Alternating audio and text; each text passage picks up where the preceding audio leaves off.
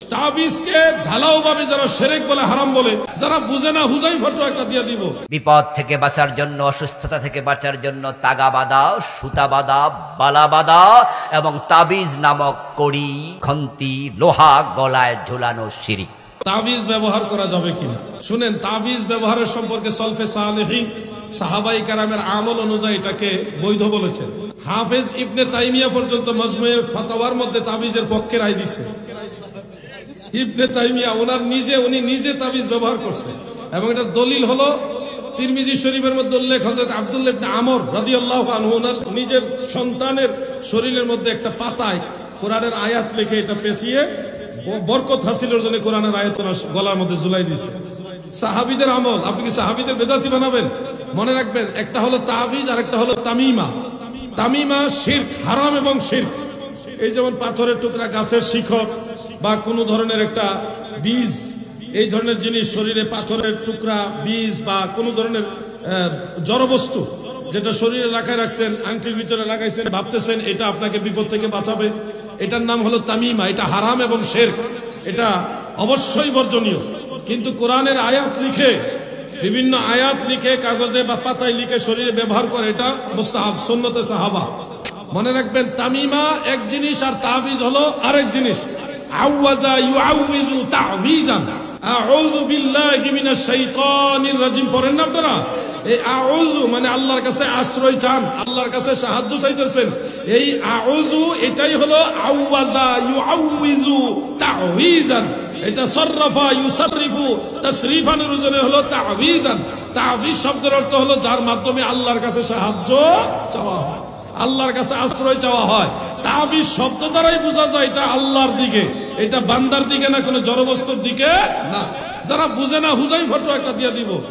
তাবিজকে ঢালাও ভাবে যারা শিরক বলে, হারাম বলে, এরা হলো ওই লামাজাবি, যারা তামিমার ব্যাপারে হাদিস আসছে। তামিমা ফাতর পূজা করে, যারা গাছের শিকড় লাগায় যে এইগুলি থেকে বিপদ থেকে বাঁচা যাবে, ওই তামিমা হারাম শিরক। তামিমার হাদিস নিয়ে তাবিজে লাগানো যাবে। এই তাবিজটা হলো আল্লাহর কাছে সাহায্য চাওয়ার, আল্লাহর আশ্রয় চাওয়ার একটা মাধ্যম কোরআনের আয়াত দ্বারা। আল্লাহ তাআলা আমাদের বোঝার তৌফিক দেন, আমিন। قال رسول الله صلى الله عليه وسلم من علق تميمة فقد أشرك। যে তামিমা ঝুলালো সে শিরিক করলো। আপনাকে আল্লাহ যদি বিপদ দেয়, এ সুতা বিপদ থেকে বাঁচাতে পারবে না। এই সুতা আগ থেকে বেঁধে রেখে বিপদ ঠেকাতে পারবেন না। বিপদ থেকে বাঁচার জন্য আশ্রয় চাইতে হবে কার কাছে? কুল আউযু বিরাব্বিন নাস, মানুষের রবের কাছে আশ্রয় চাই।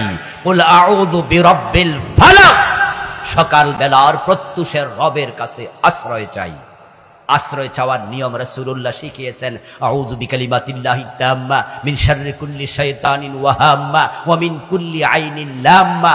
আরো কত ঝাড় ফুঁক দোয়া আছে, এগুলো দিয়ে আশ্রয় চান।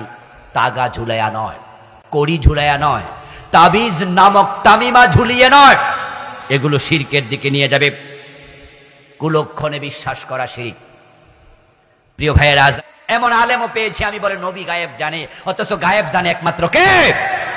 নবী আউলিয়া কেউ গায়েব জানে না। যদি নবীরা গায়েব জানতেন তাহলে জিবরিল আমিন ওহী নিয়ে আসার কোনো প্রয়োজন ছিল না। মাজারে মানত করা শিরক, কারণ মানত একটি ইবাদত, আর ইবাদতের মালিক শুধু কে? যদি কখনো মানত করতে হয়, মানত হবে শুধু আল্লাহর নামে।